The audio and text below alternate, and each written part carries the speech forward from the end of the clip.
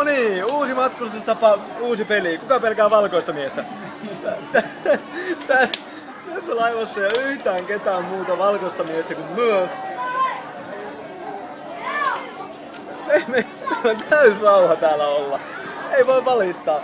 Kyseessä on yölaiva. Me ollaan menossa Sumatralta Niakseen.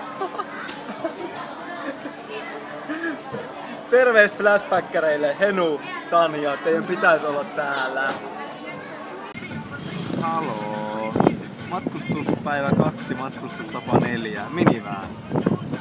Siirrytään Niasin sisällä paikasta A paikkaan B, välimatka 2 tuntia, kilometreistä ei mitään hajua. Nyt on sitten minivään, ja täälläkin ihan hyvin tää väkeä. Etupenkillä perus 3, yksi istuu Maikkevin päällä. Sika-osastolla 5.